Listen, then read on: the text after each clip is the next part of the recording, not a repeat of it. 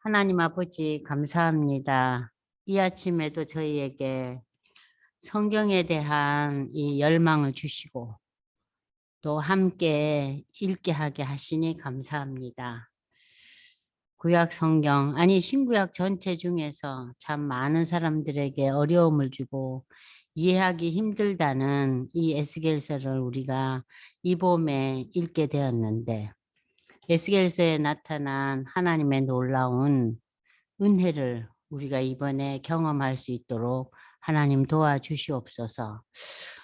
지금 코로나 상황이 전 세계, 특히 우리나라 전역에서 많이 확산되어서 마치 독감처럼 수많은 사람들이 앓고 있습니다. 이 질병으로 인해서 겪는 많은 어려움들, 하나님께서 불쌍히 여겨주시고 우리가 이 질병 가운데서도 하나님의 인도하심을 따라 어렵지만 또 놀라운 회복의 역사도 우리 하나님 허락하여 주시옵소서. 오늘도 우리에게 귀한 말씀의 잔치를 열어주실 것을 기대하며 예수님의 이름으로 기도드리옵나이다. 아멘. 자, 제가 첫 시간에도 얘기 드렸듯이 이 본문이 좀 처음 1, 2, 3장은 그래도 좀 이렇게 환상이 나오고 너무 독특한 내용들이 나오기 때문에 이게 뭔가 하고 좀 이렇게 관심이 가는데요. 4장, 5장, 6장, 7장, 8장 나가면서 계속해서 똑같은 얘기가 나와요. 그러니까는 그 유대에 대한 하나님의 진노하심, 심판, 그리고 열방에 대한 심판. 이게 32장까지 계속해서 반복되다 보니까 여러분들한테 조금 이렇게 지루하고 왜 이렇게 비슷한 내용들을 계속해서 강조하고 있는가. 그게 분명한 하나님의 의도하심이 있으시겠죠. 그러니까 하나님께서는 우리에게 은혜도 주시고 놀라운 긍휼도 베푸시지만 그러나 하나님의 그 말씀에 대한 순종이 없을 때는 택한 백성에 대해서 이렇게 아주 그냥 심판이 무섭다는 그 심판의 메시지를 주시는 거죠. 그래서 우리가 그 철이 없다, 철이 없다 그런 소리 많이들 하시잖아요. 철 없을 때 무엇이 와요? 부모님으로부터 매가 오잖아요. 그렇죠? 그러니까 하나님의 그 매죠 일종의 심판이. 지난번에 저희가 1장을 공부하면서 그 시대적인 배경을 좀 공부를 했잖아요. 그러니까 이 시대적인 상황이 뭐라 그랬죠? 바벨론 포로기 제2기 시대에 있었던 이야기예요. 그러니까 바벨론 포로 1차 시대 때 있었던 인물이 다니엘이라면 2차 시대에는 누구예요? 에스겔 선지자라는 거. 그리고 이 시대에 예루살렘에 남아서 백성들에게 말씀을 전한 선지자는 누굽니까? 예레미야예요. 그러니까 여러분들이 대선지자들을 이렇게 생각할 때 이 유대 나라가 멸망하기 전에 이 포로 1차, 2차, 3차를 겪으면서 이제 우리 구약 성경에 나타나 있는 대선지서, 에스겔서, 예레미야서, 그리고 이제 좀 짧죠. 다니엘서. 그리고 이제 이에 대해서 더 전에 이제 기록된 예언서가 이사야서죠. 우리가 작년인가요? 이사야서 공부했잖아요. 그러니까 이사야서는 이 시기보다 훨씬 이전 얘기들이죠. 한 150년 전 얘기예요. 자, 그러면 우리가 지난번에 파수꾼의 의미에 대해서 이제 우리가 공부를 좀 하다가 이제 거기까지 이제 정리가 된 것 같은데 하나님께서 에스겔서 1장 1절에 무슨 내용으로 이 에스겔서가 시작됩니까? 그 본문이 상당히 중요해요. 서른째 해 넷째 날 초닷새 내가 그발강가 사로잡힌 자 중에 그러니까는 에스겔이 30살의 나이에 바벨론의 그발강이라는 그 땅에 지금 사로잡혀서 지금 잡혀가 있잖아요. 그 상황 속에서 하늘이 열렸다 그랬어요. 하늘이 열렸다. 하늘이 열리며 하나님의 모습을 에스겔이 보는 거예요. 그러니까는 에스겔서 1장 1절은 다른 이 선지서나 특별히 다른 그 성경 말씀보다 굉장히 좀 이렇게 차이가 있어요. 1장 1절에 하나님이 나타나세요. 에스겔에게. 그러면서 그 해는 역사적으로는 어떤 해냐? 에스겔의 나이 30살이요. 역사적으로는 2차 포로기에 잡혀온 여호야긴 왕이 바벨론에 잡혀온 지 5년이 지나던 날. 그러니까 참 구체적이죠? 그러니까 이런 본문들은 여러분들이 이해하기 쉽잖아요. 그리고 3절에 가서 하나님의 말씀이 제사장 에스겔에게 특별히 임하고 3절 읽어보세요. 여호와의 권능이 에스겔 위에 있느니라. 하나님의 영광이 임했어요. 하나님의 얼굴이 보이고 하나님의 영광이 에스겔에게 임했다. 자, 그러니까 1장 1절에서 3절만 제대로 파악이 돼도요. 에스겔에서는 어떤 예언서겠구나 하는 게 우리가 좀 이렇게 상상이 되잖아요. 그리고 이제 여러분들이 힘들다는 4절부터 이제 온갖 환상과 비유의 이야기들이 나타나요. 그래서 막 그냥 빨갛게 다는 쇳덩어리 같은 게 보이고 그 가운데 뭐 4마리 동물의 형상이 보였다 그랬죠. 그럼 우리가 이렇게 자다가 이런 꿈을 바꿔도 얼마나 소스라치게 놀라겠어요. 근데 에스겔은 하나님이 보이면서 이러한 정말 생각지도 못하는 이런 환상을 보는 거예요. 그래서 제가 그때 4마리에 대한 그 동물에 대한 설명도 여러분들한테 얘기해 드렸잖아요. 이 4마리 동물 환상은 다니엘서에도 나오죠. 그리고 또 어디에도 나옵니까? 계시록에도 나와요. 그래서 이 4마리 동물이 상징하는 의미가 뭐예요? 하나님의 창조 작품, 피조물 중에 대표자들이에요. 아시겠어요? 하나님의 창조물 중에 대표가 누구예요? 사람 아니에요. 동물의 왕인 누가 나왔죠? 사자가 나왔죠. 새들 중에 왕이라고 치는 독수리가 나왔죠. 그리고 뜬금없이 소가 나와요. 소는 뭐예요? 동물 중에서 좀 유순하고 그냥 오늘이나 내일이나 변함없이 일하는 동물이 소잖아요. 그죠? 자, 이렇게 4동물이 나타나면서 지금 이 1장을 쭉 읽어가는데 그 동물 가운데 그냥 그 하늘이 또 보이고 그 하늘 위에 붉은 불꽃이 보이고 그 불 가운데 하나님의 형상이 보였더라 하는 게 1장 맨 마지막에 또 나와요. 그리고는 그 동물들, 생물들 옆에 바퀴가 매달려 있었다 그러죠. 이 바퀴가 2개 있었다 그러잖아요. 큰 바퀴와 작은 바퀴가 서로 연결되어 있다. 이 바퀴의 의미가 제가 뭐라 그랬어요? 바퀴가 이 생물들하고 연결되어 있다는 것은 바퀴가 움직이는 대로 이 생물들이 움직인다. 그럼 바퀴를 움직이는 자는 누구예요? 하나님이에요. 그래서 바퀴는 하나님의 섭리와 다스림을 나타낸다 그랬죠. 그래서 인간은 하나님의 섭리와 다스림 가운데 있는 존재들이에요. 그런데 이 사람이 하나님의 실존에 대해서 알지 못하고 또는 하나님의 실존을 거부하는 자, 그건 뭐예요? 완전히 동떨어진 인생을 사는 거예요. 그러니까 하나님과 거리가 먼 인생들은 어떻게 돼요? 신구약 성경은 그런 사람들을 가르쳐서 뭐라 그래요? 우매한 자, 무지한 자, 평강이 없는 자 그러잖아요. 왜냐하면 하나님의 섭리를 깨닫지 못하고 알지 못하고 하나님 가운데 거하지 않기 때문에.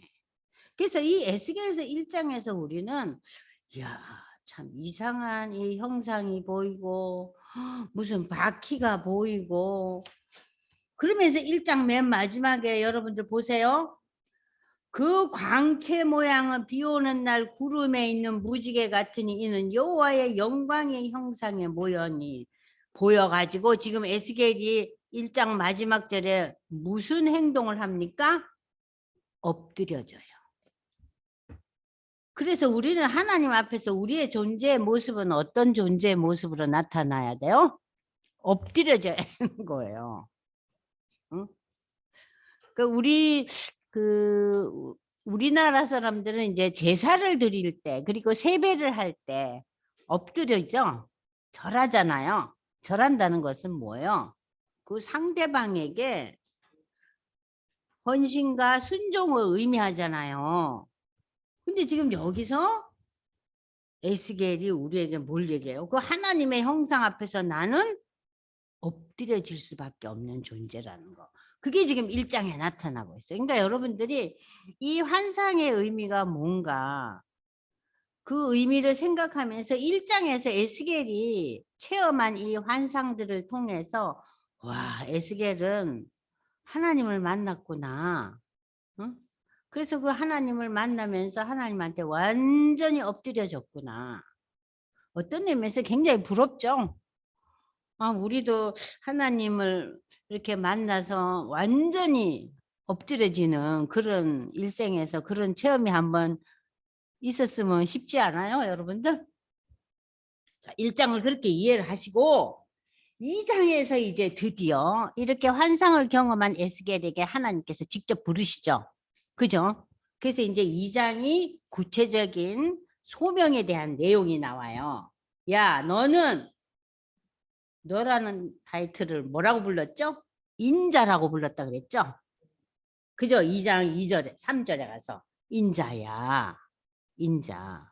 인자의 세 가지 의미도 여러분들이 꼭 기억하셔야 된다 그랬죠? 자, 인자는 예수님의 자기 칭호였죠. 복음서에서. 그죠? 그리고 또 두 번째 인자의 의미가 뭐라 그랬죠? 다니엘서에서는 메시아를 상징한다 그랬어요. 인자 같은 이가 올 거라는 거예요. 메시아가 온다는 거예요. 근데 지금 에스겔에서의 인자는 에스겔을 지칭하는 하나님의 그 표현이에요. 아시겠죠? 자, 이 패역한 백성들, 얘들은 뻔뻔하고 마음이 굳은 자라 그랬어요. 아, 근데 우리가 사실 얼마나 하나님 앞에 때로는 뻔뻔해요. 그죠? 그냥 내 멋대로 내 마음대로 살다가 어려운 일만 있으면 하나님 찾잖아요. 그 하나님께서 이제 이 에스겔에게 이 유대 백성, 이스라엘 백성들은 패역한 족속이라고 그랬어요. 응? 그러나 너는 두려워 말고 저들을 무서워 말고 내가 너에게 전달하는 이 메시지를 잘 전하라 그랬어요. 그런데 지금 2장에 쭉 읽어가면은요, 여러분들이 두루마리 책이 펼쳐졌다 그랬죠. 그죠? 두루마리 책이 뭐예요? 하나님의 그 계시의 말씀이에요. 두루마리 책이 보이는데, 아, 이 두루마리 책이 은혜롭고 정말 기쁘고 즐거운 내용이 아니라 무슨 내용이 담겨 있었어요? 10절 보세요. 애가와 애곡과 재앙의 내용이라는 거예요. 이건 뭐예요? 하나님의 무섭고 두려운 심판이 담겨 있다는 얘기예요. 이제 1장, 2장 이해되셨죠? 이제 언제 읽어도 이해되시겠죠? 에스겔에서 이제 별로 어렵지 않아요. 그리고 이제 3장으로 갑니다. 인자야, 이 두루마리 책을 네가 먹어라. 아니, 어떻게 책을 먹어요? 근데 내가 입을 벌리니 그가 두 두루마리를 내게 먹이시며 인자야 내게 내가 주는 이 두루마리를 내 배에 넣으면 내 창자에 채우라는 건 뭐예요? 이 담겨 있는 내용을 네가 흠뻑 다 수용하라는 거예요. 다 이해하고 받아들여라. 응? 그래서 내가 그걸 다 받아들였더니 꿀같이 달더래요. 근데 여러분들 상식적으로 하나님의 이 심판의 메시지를 들을 때 사실 꿀같이 달기가 쉽지 않죠. 네? 쉽지 않죠. 근데 이 에스겔은 하나님의 영광을 체험한 사람이기 때문에 하나님의 인도하심을 받았기 때문에 이러한 메시지가 다 만족스럽게 다가온 거예요. 그러니까 꿀같이 달다는 얘기는 뭐예요? 만족을 얘기한다 그랬죠? 자, 그러고 난 뒤에 이제 이 말씀을 전달하는 내용이 이제 쭉 이제 전개되면서 하나님께서 9절에 내 이 말을 화석보다 굳은 금강석 같이 하였으니 그들이 비록 반역하는 족속이라도 두려워 말고 그들의 얼굴을 무서워 말고 영적인 무장을 온전히 해서 이 말씀을 전달하거라. 자, 12절 보겠습니다. 때에 주의 영이 나를 들어오는데 내가 내 뒤에서 크게 울리는 소리를 들으니 찬송할지어다 여호와의 영광이 그의 처소로부터 나오는도다. 그러니까 계속해서 지금 이 에스겔은 하나님의 놀라운 음성과 하나님의 영광을 체험하고 있어요. 자, 생물들의 날개. 우리가 이제 1장에서 그 네 생물들을 낳았잖아요. 그들이 서로 부딪히는 소리와 바퀴 소리가 울리면서. 그러니까 하나님의 이 13절은 하나님의 역사예요. 하나님의 다스림의 역사죠. 그 크게 울리는 소리가. 주의 영이 나를 데리고 가시는데 내가 근심하고 분한 마음으로. 이 분하는 것은 우리가 누구한테 겪는 그런 분한, 그런 감정적인 분함이 아니고 뭔가 이 에스겔은 하나님의 영광을 체험했지만 아, 이거 어떻게 되는 건가? 이걸 내가 어떻게 받아들여야 되나 하는 뭔가 나름대로 초조하고 염려되고 불안한 그런 마음이 좀 있었어요. 그랬더니 다시 하나님께서 여호와의 권능이 힘있게 나를 감동시키더라. 그러니까 우리가 불안하고 초조하고 염려될 때 이 인간의 불안과 초조와 염려를 다스리는 힘은 누구예요? 하나님의 힘이 강력하게 역사할 때 이 불안과 초조와 염려는 내려앉는 거예요. 최근에 누가 그 우리나라 유명한 기업인이 자살했잖아요. 하와이에서. 그죠? 참 그런 거 볼 때 우리가 너무 딱하잖아요. 그 우울증이 뭐예요? 결국 불안, 초조, 염려거든요. 그러니까 이 불안, 초조, 염려의 질병은 하나님밖에 다스릴 자가 없어요. 이에 내가 데라비베 이르러 그 사로잡힌 백성고 그발 강가에 거주하는 자들에게 나아가 그 중에서 두려워 떨며 치리를 치네. 하나님의 영광을 경험하고 하나님의 권능이 힘있게 이 에스겔에게 다가왔어도 인간이 얼마나 두려워하는지 몰라요. 이 에스겔이 지금 두려워하고 있어요. 자, 정말 내가 이걸 제대로 정할 것인가? 그리고 7일 후에 다시 하나님의 말씀이 임합니다. 인자야, 내가 너를 이스라엘 족속의 파수꾼으로 세웠다. 너는 내 입의 말을 듣고 나를 대신하여 그들을 깨우쳐라. 나를 대신해서. 그러니까 하나님을 대신해서 말씀을 전달. 가령 내가 악인에게 말하기를 너는 꼭 죽으리라 할 때 내가 깨우치지 아니하거나 말로 악인에게 일러서 그의 악한 길을 떠나 생명을 구원치 아니하면 그 악인은 그의 죄악 중에서 죽지만 내가 그의 핏값을 내 손에서 찾을 것이고 제대로 전달이 안 되면은 그 책임을 누구에게 묻겠다는 거예요? 에스겔에게 묻겠다는 거예요. 네가 악인을 깨우쳐서 그의 그 악한 마음과 악한 행위가 돌이키지 아니하면 그는 그의 죄악 중에서 죽지만 너는 내 생명을 보존하리라. 그 다음 말이 참 여러분들 잘 생각해 보세요. 의인이 그의 공의에서 돌이켜 악을 행할 때에는 이미 행한 그의 공의는 기억할 바 아니라 내가 그 앞에 거치는 것을 두면 그가 죽을지니 이는 내가 그를 깨우치지 않음이니라. 그는 그의 죄 중에서 죽으려니와 그의 핏값은 내가 내 손에서 찾으리라. 그러나 내가 그 의인을 깨우쳐 범죄하지 아니하게 하므로 그가 범죄치 아니하면 정령 살리니 이는 깨우침을 받음이며 너도 내 영혼을 보존하리라. 그러니까는 하나님께서 지금 에스겔에게 파수꾼의 그 역할이 뭐예요? 결국은 하나님의 이 말씀을 두려움과 염려, 걱정 속에서 움츠러들지 말고 제대로 전달하라는 거예요. 이 파수꾼의 역할에 대해서 여러분들 그 프린트 다 받으셨죠? 프린트 없는 분들은 이 화면을 보시면 돼요. 여기에서 이 파수꾼이라는 것은 인간이 임명한 게 아니에요. 하나님이 임명하시고 하나님을 대신하여 하나님의 백성들을 깨우칠 책임을 부여받았다는 거죠.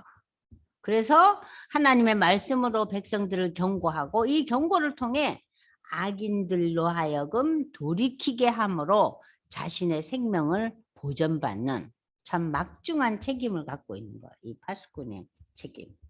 우리한테 이런 책임을 하나님께서 주시면 아이고 하나님 저는 그런 한상 안 봐도 좋으니까요. 그런 일 못합니다. 아이고 내 아이들하고 사는 것도 지금 힘에 겨워서 정신을 못 차리는데 우리는 그러지 않겠어요?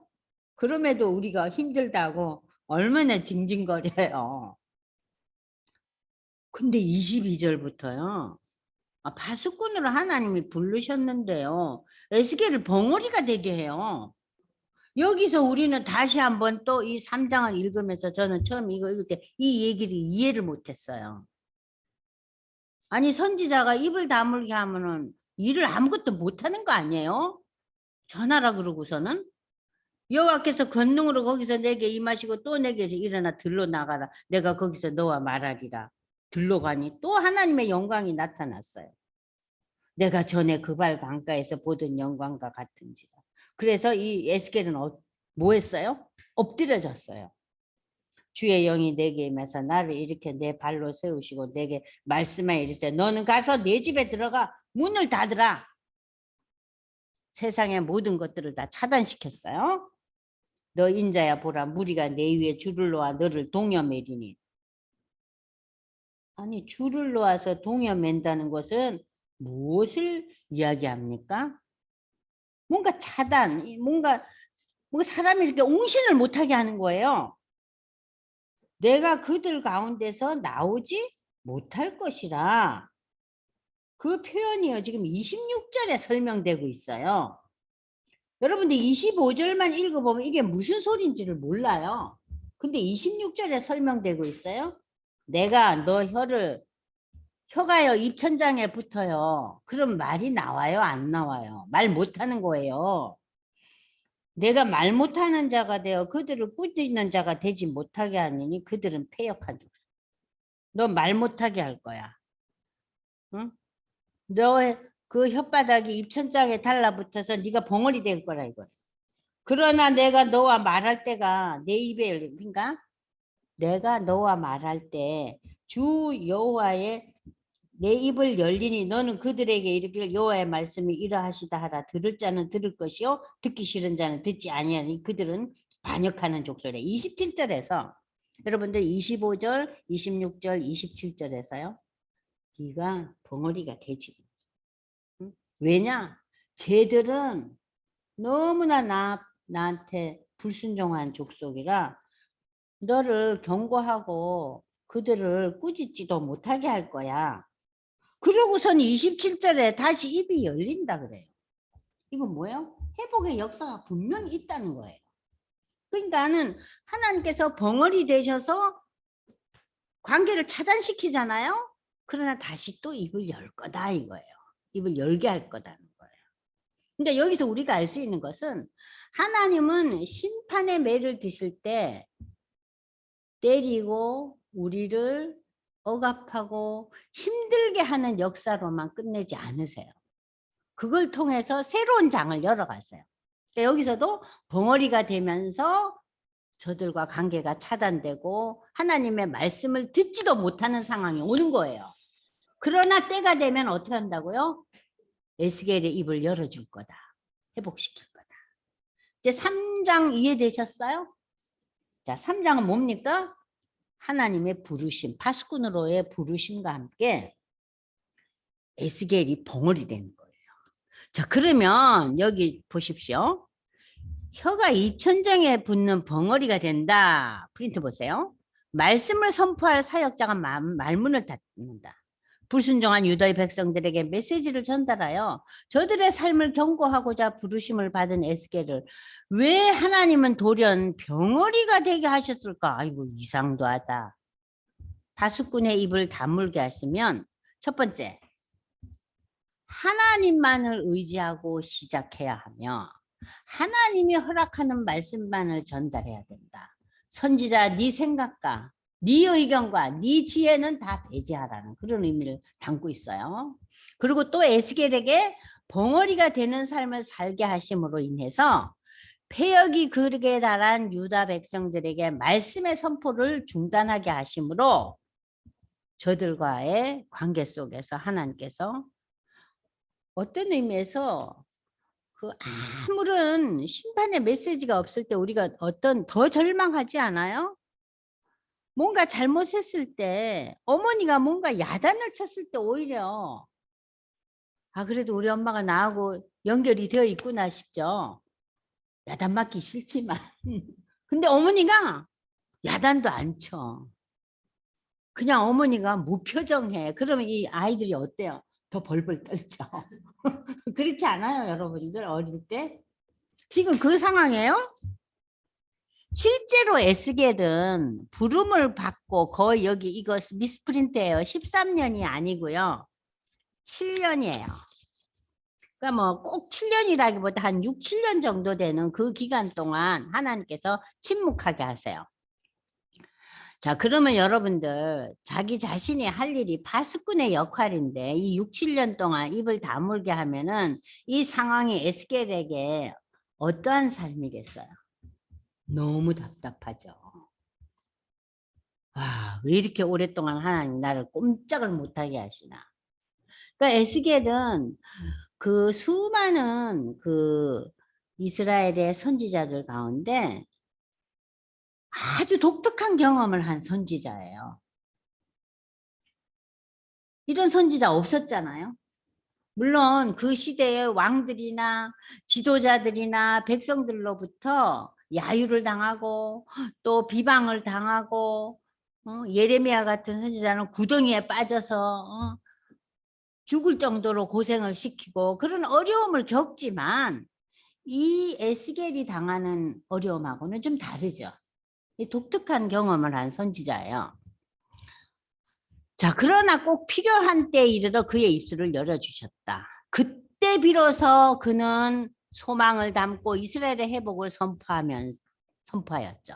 따라서 에스겔은 자신이 경험한 환상들을 사역의 현장에서 선포한 것이 아니에요. 그 당시에. 자, 이 에스겔이 기록도 언제 했다 그랬어요? 자기의 사역이 다 끝나고 난 뒤에. 그리고 자기 집에서 혼자 죽기 전 한 10년가량의 세월 동안 옛날을 회상하고 다시 기억하면서 이 에스겔서를 기록했어요. 그러니까 다른 분들하고 굉장히 다른 인생을 살았어요. 다른 선지자들하고. 그럼 지금 우리가 에스겔서 33장 그 21절로 29절을 여러분들이 한번 펴보세요. 홍 집사님 한번 읽어보세요. 언제 하나님께서 그의 입술을 열어주시는가?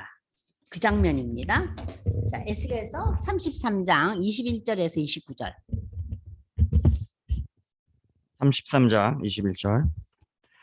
우리가 사로잡힌 지 12째 해 열째 달 5째 날에 예루살렘에서부터 도망하여 온 자가 내게 나와 말하기를 그 성이 함락되었다 하였는데 그 도망한 자가 내게 나오기 전날 저녁에 여호와의 손이 내게 임하여 내 입을 여시더니 다음 아침 그 사람이 내게 나올 그때에 내 입이 열리기로 내가 다시는 잠잠하지 아니하였노라.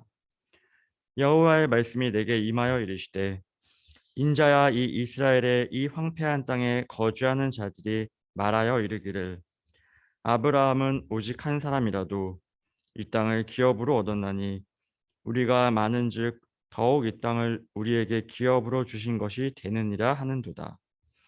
그러므로 너는 그들에게 이르기를 주 여호와께서 이같이 말씀하시되 너희가 고기를 핏째 먹으며 너희 우상들에게 눈을 들며 피를 흘리니 그 땅이 너희의 기업이 될까 보냐. 너희가 칼을 믿어 가증한 일을 행하며 각기 이웃의 아내를 더럽히니 그 땅이 너희의 기업이 될까 보냐 하고 너는 그들에게 이르기를 주 여호와께서 이같이 말씀하시되 내가 나의 삶을 두고 맹세하노니 황무지에 있는 자는 칼에 엎드려 드리고 들에 있는 자는 들짐승에게 넘겨 먹히게 하고 탄성과 굴에 있는 자는 전염병에 죽게 하리라. 내가 그 땅이 황무지와 공포의 대상이 되게 하고 그 권능의 교만을 그치게 하리니 이스라엘의 산들이 황폐하여 지나갈 사람이 없으리라. 내가 그들이 행한 모든 가증한 일로 말미암아 그 땅을 황무지와 공포의 대상이 되게 하면 그때 내가 여호와인 줄을 그들이 알리라 하라. 네. 여기 이제 구체적인 얘기가 나오는데 그들의 죄악에 대해서 33장에 가서 이제 그 에스겔의 입이 열리면서 구체적으로 이제 백성들에게 말씀을 전달하는데 여기 보면요. 그들의 죄악이 아브라함의 후예로서 하나님의 기업을 받은 자들인데 저들이 어떤 짓을 해요? 고기를 피채 먹는다. 이거는 율법에 어긋나죠. 절대 피채 먹지 말라 그랬잖아요. 두 번째, 이거는 그러니까 보통 우리 식생활 삶까지도 그들이 완전히 이방인들의 삶을 살았다는 거예요. 우상들에게 저들의 눈이 빼앗겼어요. 그리고 칼을 믿는다 그랬어요. 이 칼을 믿는다는 게 뭐예요? 인간의 힘을 믿는 거예요. 칼을 믿었고 그들이 각기 이웃의 아내를 더럽히니 성적으로 굉장히 문란해졌다는 걸 얘기하죠. 그 다음에 이러한 저들이 단순히 우상만을 숭배한 게 아니에요. 우상 숭배로 말미암아 저들의 삶의 모든 영역이 다 윤리적으로 도덕적으로 다 깨져버렸어요. 그것을 지금 25절, 26절에서 설명하고 있잖아요. 죄악에 대해서. 그러니까 여러분들이 이스라엘의 죄악이 우상을 섬겼다. 우상을 섬겼다는 것이 그렇게 단순한 의미가 아니에요. 인간은 그 시대에 바알신을 섬기고 아스다롯을 섬기고 이런 것들이 그냥 그 지역 신만을 믿은 게 아니라 삶 자체가 송두리째 다 깨져버려요. 왜냐하면 그들의 삶의 스타일을 그대로 다 전수하거든요. 그러면은 이 우상을 섬기는 자들의 그 삶은 어때요? 우상에게 저들은 무엇을 구해요? 풍요를 구해요. 풍요를 구해요. 그러니까 그 풍요가 인간에게 다가오면 그 풍요는 무엇으로 나타나요? 성적인 문란과 그리고 인간이 부해지면 뭐이 나타나죠? 교만함. 그리고 윤리 도덕이 깨져요. 자, 이러한 죄악에 대해서 설명은 이제 구체적으로 에스겔의 입을 열어서 하게 하세요. 그러나 여기 12년째라 그랬죠? 아까 처음에. 네? 사로잡힌 지 12년째. 근데 에스겔에서 1장이 몇 년째 저들이 잡혀와서 이 글이 시작돼요. 5년째잖아요. 그죠? 그러니까 대략 7년 정도예요. 이해되셨죠? 네. 그러면 다시 이제 우리가 넘어갑니다. 자.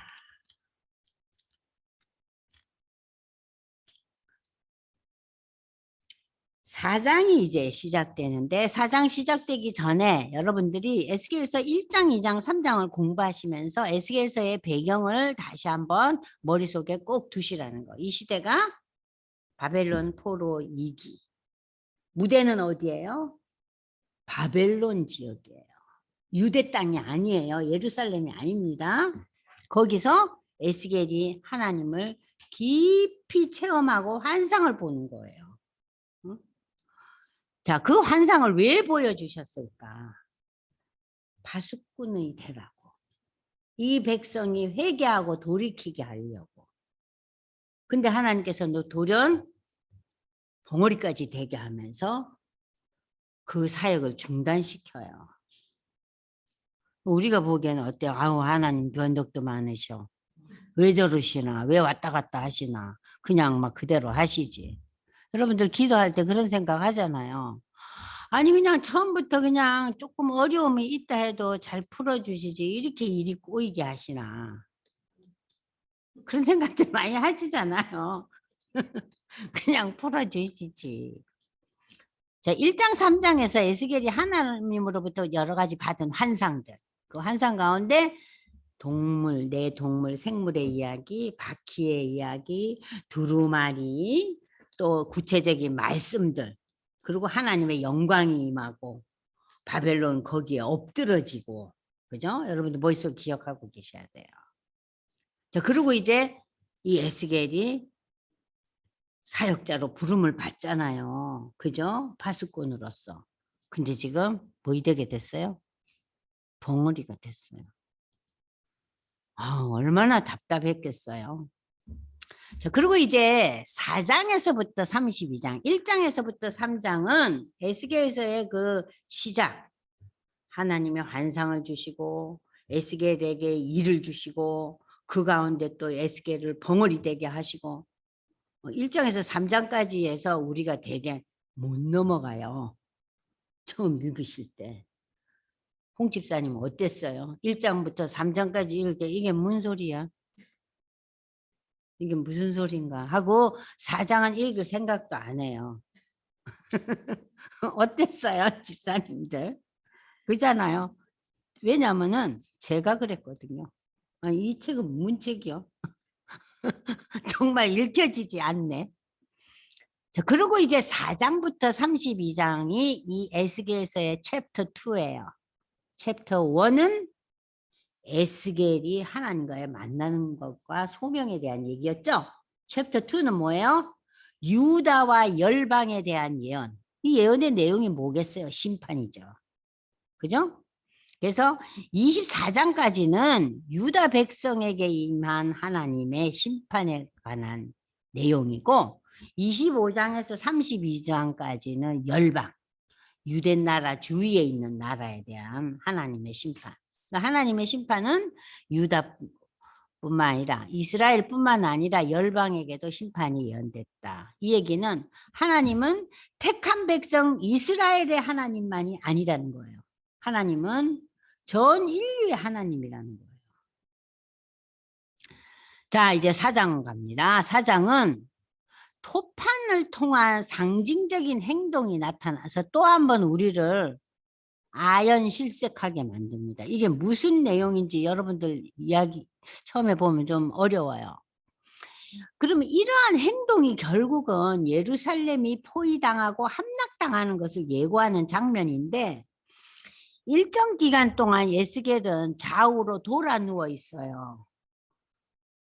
입은 다물려지고 돌아 누워서 1년 넘게.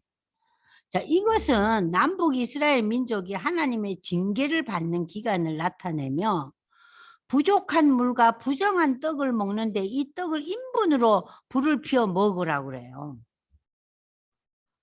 아니, 나 선지자 괜히 됐나 봐. 이거 뭐 하는 짓이야. 아이고 머니나. 자, 그래서 이 부분은 이게 프린트가 어떻게 잘못됐나 봐요. 그죠? 자, 명령했다. 그리고 이 부분은 그러니까 잘못 여기 여러분들 고치세요. 이 부분은 하고 고쳐주세요. 아셨죠? 이 부분은 예루살렘 백성들이 겪을 고난을 예고하고 있는 거예요. 정말 택도 없는 일이 일어난 거예요. 그리고 이제 요 4장과 5장이 그대로 연결되는데 5장에 오면요. 에스겔이 머리털과 수염을 다 깎아버리고 그 수염과 머리털을 저울에 달아요. 이건 또 무슨 엉뚱한 행동입니까? 자, 이 머리털과 수염을 깎는다는 것은 굉장히 어려운 상황들이죠. 지금 좀 고난을 얘기하고 있는데 이것은 완전한 이스라엘 백성들의 그 파멸과 흩어짐을 예고하는 행동들이에요. 자, 그러면 여러분들 한번 4장을 들어가겠어요. 4, 5장에 여러 가지 또 독특한 사건들이 일어납니다. 너 인자야, 토판을 가져다가. 이 토판이 뭡니까? 9절 밑에 보세요. 토판은 흙 벽돌인데 이 벽돌이 예전에 그 고대 메소포타미아 사람들이 그 시대의 천문지리 역사들을 후세에 기록하기 위해서 벽돌을 열에 굽지 않고 태양열에 구웠어요. 그런 특별한 벽돌에다가 자기네들이 그 시대의 문자와 그림들로서 당시의 천문지리 역사를 후세 기록으로 남겼어요. 이 벽돌 위에. 근데 이 본문에서는 바벨론의 침략으로 예루살렘이 포위당하고 결국 멸망당할 것을 상징적으로 이 토판에다가 그림으로 나타내는 거예요. 아시겠죠? 자, 그것만 머리에 두시고 지금 여러분들이 이걸 보세요. 너 인자야 토판, 이거 뭐예요? 흙벽돌을 가지고 와서 그걸 네 앞에다 놓고 네가 떠난 그 성읍이 어느 성읍이에요? 예루살렘 성 아니에요? 그 예루살렘을 그 위에다 그려라. 그 흙벽돌 위에 그림을 그리라는 거예요. 그리고 그 성읍을 에워싸되 그것을 향하여 뭐를 또 그리라고요? 사다리를 세우고 그것을 향하여 흙으로 언덕을 쌓고 그걸 향해 진을 쳐 그걸 향해 공성태를 둘러 세우라 할 때 저는 이 공성태라는 단어를요 이 성경에서 처음 봤어요. 제 평생에. 공성태라는 건 뭐냐면 여러분들이 옛날 사극 유럽의 사극 영화 보면요 성문을 부실 때 이런 길다란 그 앞에 뾰족한 거 있죠. 그게 쾅 들어가면 성문이 깨지죠. 그걸 공성태라 그래요. 응? 그러니까는 이 예루살렘 성읍이 바벨론의 그 공성태로 다 무너진다는 거예요. 실제로 이 예루살렘은 성이 무너진 거는 그건 공성태도 필요도 없어요. 바벨론의 힘이 워낙 막강했기 때문에 그냥 무너져요. 근데 여기서 우리는 참 신비한 게 그 당시에 바벨론은 세계를 제패한 나라였잖아요. 근데 이 유대 왕국이 포로가 될 때 1차, 2차, 3차라는 20년 이상의 세월이 걸려요. 사실 바벨론의 힘으로는 1년도 안 걸려서 멸망시킬 수 있었어요. 그죠? 그런데 20년 이상의 세월 동안 왕이 3번씩 바뀌어가면서 저들이 1차, 2차, 3차에 걸쳐서 바벨론 포로가 되잖아요. 그것은 하나님의 놀라운 신비의 역사가 담겨 있는 거예요. 그러니까 하나님께서는 유대 나라를 그냥 어느 날 세계 제국의 침입으로 인해서 멸망시키지 않았어요.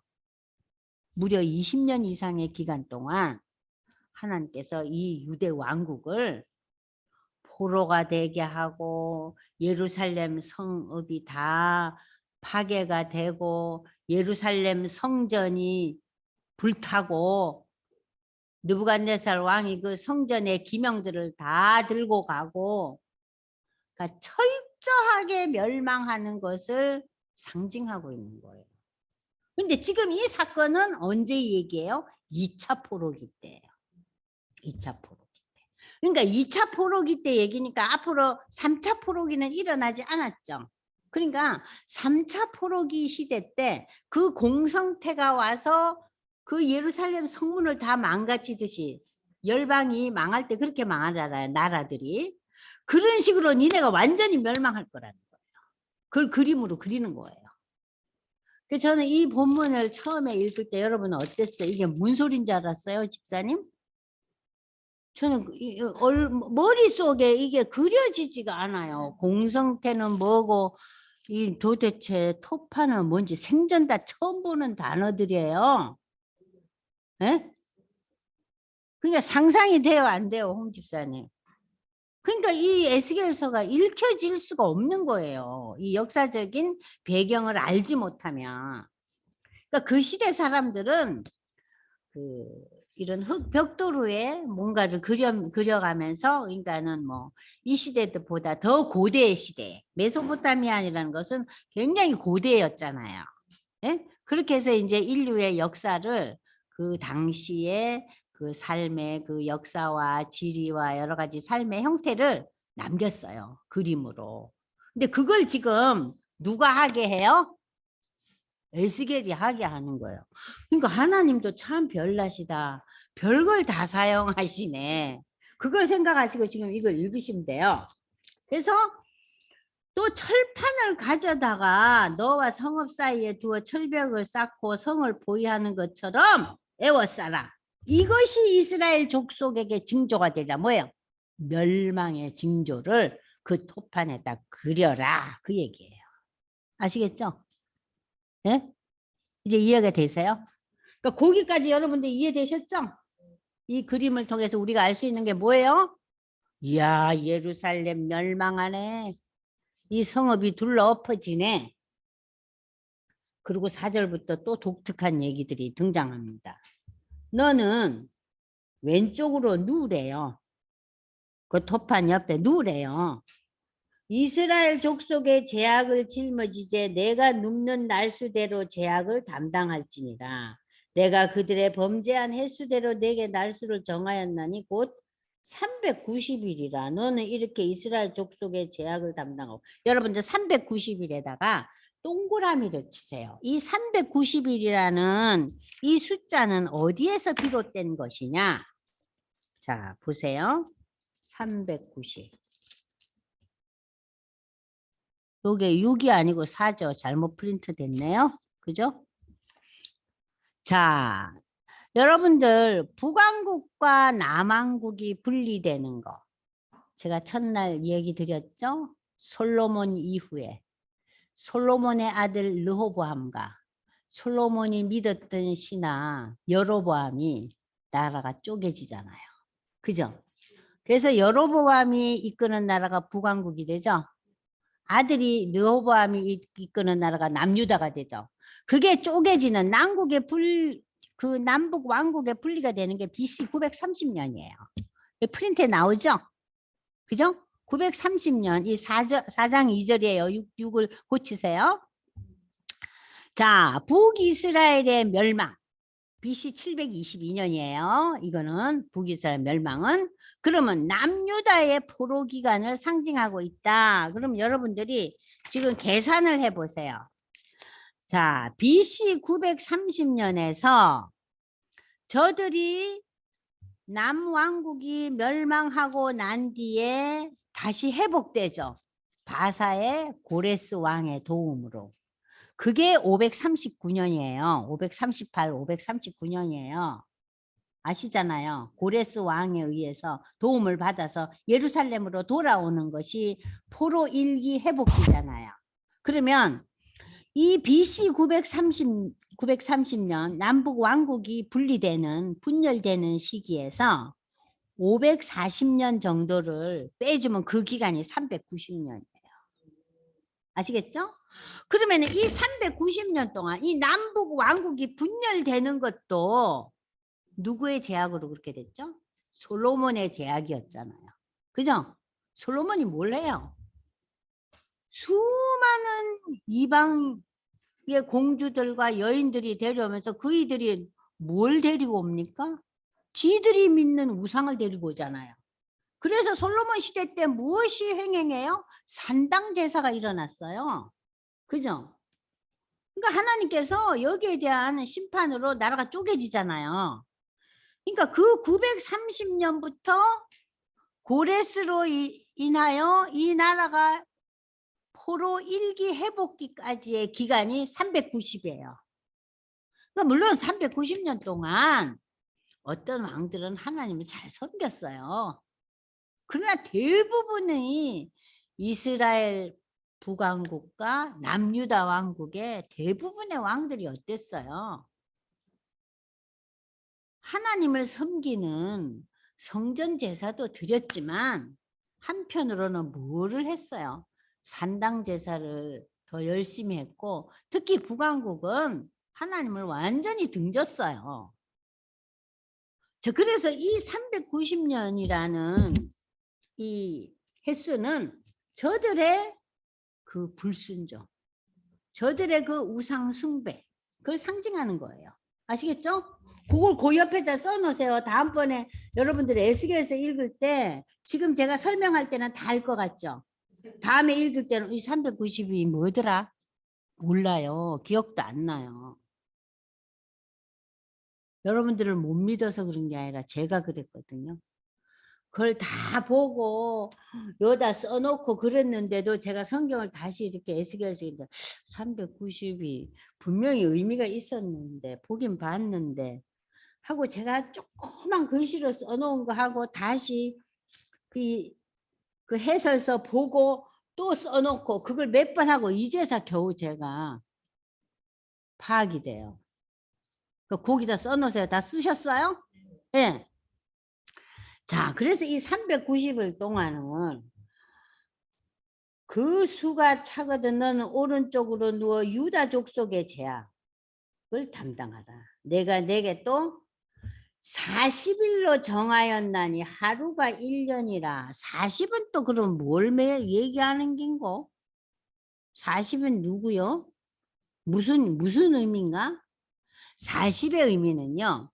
유다 왕국을 보세요. 유다 왕국이 멸망이 BC 586년에 바벨론에 완전 멸망하죠.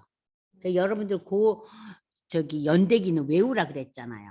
첫 번째 외우는 거는 아브라함의 부르심 BC 2090년 다 외우셨어요? 머릿속에 있어요? 예. 그리고 지금 여기서 유다가 멸망한 BC 586년에서 1차 포로 회복이 거의 아까 제가 540이라 그랬잖아요. 그죠? 537, 538 이 어간이에요. 이것을 대충 40년으로 본 거예요. 그러면 이 기간은 어떤 기간이에요?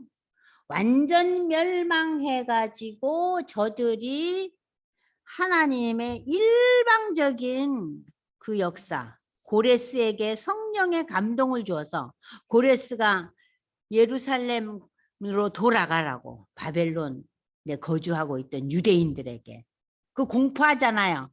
그죠? 열왕기 하에 맨 마지막에 나오고 역대기 하에도 나오잖아요. 그 얘기 여러분들 기억하시죠? 에스라 1장에도 나오고. 그게 지금 40년. 그러니까 원래 이 기간은 70년이라고 보잖아요. 1차부터 시작하면. 그죠? 이해되세요? 그러나 완전 멸망서부터 지금 이제 회복까지 40년. 왜 이걸 40년에 국한했냐면은 유대 백성들의 그 역사 속에서 출애굽하면서 광야에서 저들이 방황한 게 몇 년이었어요. 하나님께서 너희가 젖과 꿀이 흐르는 새 땅으로 가는데 정탐꾼을 보내잖아요. 그런데 이 정탐꾼들 중에서 12명 중에서 10명이 뭐래요? 우리 죽어도 못 간다. 우리는 갔다 쟤네들한테 다 파죽지세 당한다. 두 사람만 가자 그러죠. 그게 누구예요? 여호수아와 갈렙이잖아요. 그래서 이들이 불순종한 그 태도에 대해서 하나님께서 어떤 벌을 줘요? 40년. 네? 40일을 기준해서 이 하루를 1년 계산해서 40년 동안 저들이 광야에서 방황하죠. 물론 방황하고 힘들었지만 그들에게 물도 주시고 만나도 주시고 신발과 옷이 헤어지지 않았더라. 우리로서는 도저히 납득이 안 가고 이해가 안 가는 역사예요. 어떻게 신발이 해지지 않고 옷이 해지지 않았어요. 먹을 물도 간신히 있는 데서 그네들은 어떻게 빨래를 했나 몰라요. 예? 저는 진짜 너무 궁금해요. 나중에 하나님 나라 가면 물어볼 판이에요. 그죠? 근데 성경은 구체적으로 얘기하잖아요. 신발과 옷이 헤어지지 않았다. 그리고 저는 만나도 궁금해요. 어떤가. 그렇지만 40년 동안 똑같은 거 먹으면 저는 못 먹을 것 같아요. 어때요, 홍 집사님? 매일 이거만 물으면 어떻게 먹겠어요? 어머, 죽고 말지 그냥. 그러니까 신비의 역사죠, 다. 그러니까 그 40을 나타내는 거예요. 그러면서 너는 내 얼굴을 에워싸인 예루살렘 쪽으로 향하고 팔을 걸어 올리고 예언하라. 그러니까 지금 이 사람이 말을 못 하잖아요. 그러니까 행동으로 나타내죠. 이걸 가리켜서 사인 랭귀지라 그래요. 네? 뭔가 이렇게 자기의 행동으로 언어를 표현하는 거예요. 지금 에스겔이 말을 해요, 못해요? 못하죠? 그래서 랭귀지로 말을 못하는 거예요. 이 표현을 못하니까 뭘로 해요? 자기의 그 몸 신용으로. 그래서 이걸 가리켜서 신학자들이 사인 랭귀지라고 그랬어요. 사인. 아시겠어요? 좀 이해가 됩니까? 예? 전 처음에 이거 읽을 때 아니 이게 무슨 짓이야. 아, 무슨 390일 동안 일하고 40일 동안 이러고 아니 선지자는 이거 뭐 하는 짓이냐. 무슨 연극 배우도 아니고. 예? 그래서 에스겔서는 읽어보면 읽어볼수록 이 에스겔이라는 선지자는 다른 어떤 선지자들보다도 참 독특한 인생을 살았어요. 계속 그 얘기가 나옵니다. 그러니까 여기서는 말로 예언하는 게 아니죠. 그죠? 아, 입천장에 혓바닥이 붙었는데 어떻게 말을 해요? 내가 줄로 너를 동일이니 네가 에워싸는 날이 끝나기 같이 몸을 이리저리 이제는요 몸도 돌리지 못하게 해요. 그 다 고정을 시켜버려요. 아니 이게 무슨 고문입니까? 여러분들 이거 고문 아니에요? 엄청난 고난의 시기가 이제 이 시기에 온 거예요. 에스겔에게. 사인 랭귀지로 저들에게 예루살렘과 유다의 멸망을 네가 표현하라는 거예요. 근데 너는 그동안에 어떻게 먹고 사느냐? 밀과 보리와 콩과 팥과 조와 기리를 가져다가 한 그릇에 담고 그걸 이제 믹스하는 거예요. 너를 위하여 떡을 만들어 네가 옆으로 눕는 날 쓰고 390일 동안 먹되 너는 음식을 따라서 하루 20세겔씩 때를 따라 20세 1세겔이 11.5g이에요. 11.5g 곱하기 20 해봐요. 뭐 230 정도 g의 빵을 먹으래요. 얼마나 배를 골았겠어요. 에? 이 젊은 남자가. 그리고 물도 6분의 1흰, 1흰이요. 3.76리터예요. 거기서 6분의 1이면은 도대체 물도 한 얼마 안 되죠. 그죠? 그러니까는 목마르고 배고픈 상황인 거예요. 이해되세요? 예? 6분의 1이면 600g이에요. 그럼 우유팩 200g, 우유팩 그거 하루에 3개, 그것도 우유도 아니고 물이에요. 그럼 집사님, 물 3병만 먹고 하루 종일 살아라면 먹겠어요? 빵 째끼는 거 하고. 아무것도 없어요. 이게 다 뭘 상징하는 거예요? 고난의 시절을 만드는 거예요. 너희가 이렇게 고난을 겪을 거다 이거예요. 근데 이 떡을요. 이걸 보리떡처럼 넓적하게 만들어 먹지만 그들의 목전에서 인분불을 구워 먹으래요. 인분불을 구워 먹는다는 것은 부정한 거 아니에요? 그죠? 우리나라도 그렇고 저 아프리카는 지금도 가보니까 그렇더라고요. 소의 똥을 말려가지고 그걸 이제 불씨를 하는데 그 불은요 약해요. 화력이. 저희 봤어요 가서. 굉장히 화력이 약해요. 어떻게 그러니까 소가 이렇게 풀을 먹잖아요. 그렇기 때문에 그 말리면 그게 풀이 되잖아요. 그래도 어쨌든 그러한 그 경험들은 있었지만 여기서는 하나님께서 인분불을 피워 먹으래요. 또 여호와께서 이제 내가 여러 나라들로 쫓아내어 흩어버릴 이스라엘 자손이 거기서 이같이 부정한 떡을 먹으리라.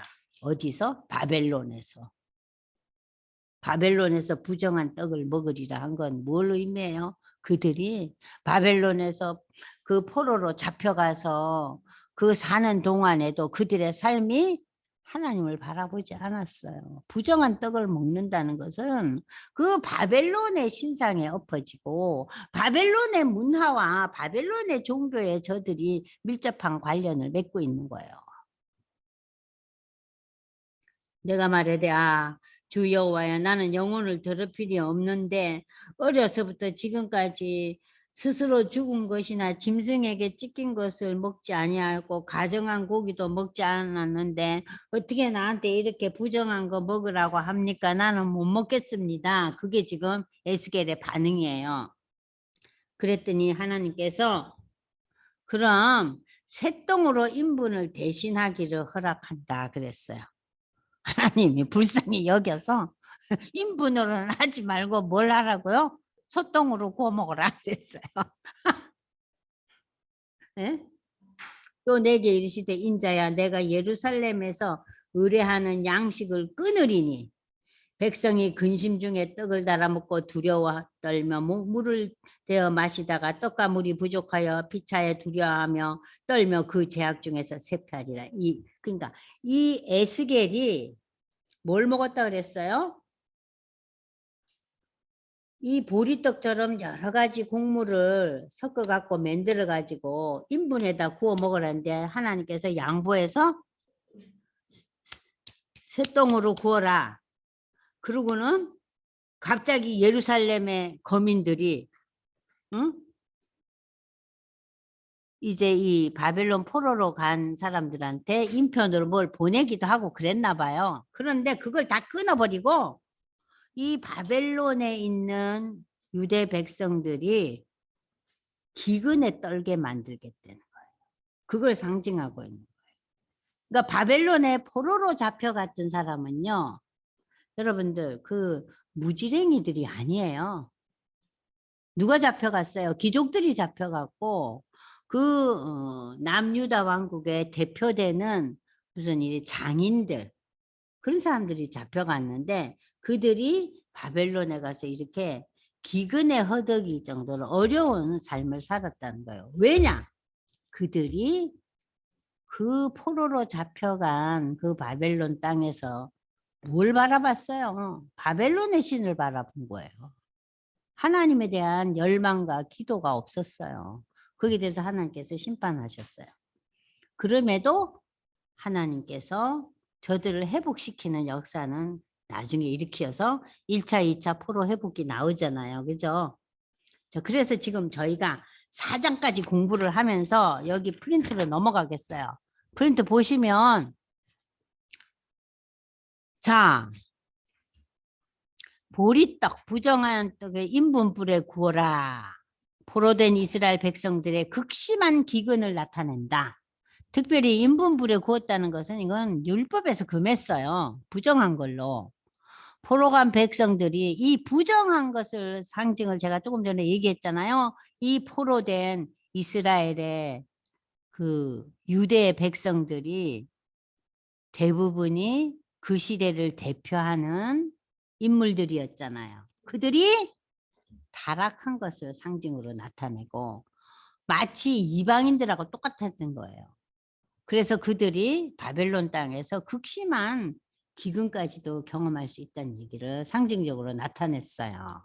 그리고 이제 이 5장 여기까지만 설명하고 잠시 쉴게요. 머리털과 수염을 깎아서 저울로 달아라. 아니 머리털하고 수염을 깎아봤자 이게 그 에스겔의 머리털과 에스겔의 수염을 깎아봐야 그게 몇 그램 되겠어요. 얼마 되지도 않잖아요. 근데 하나님께서 또 이걸 하게 해요.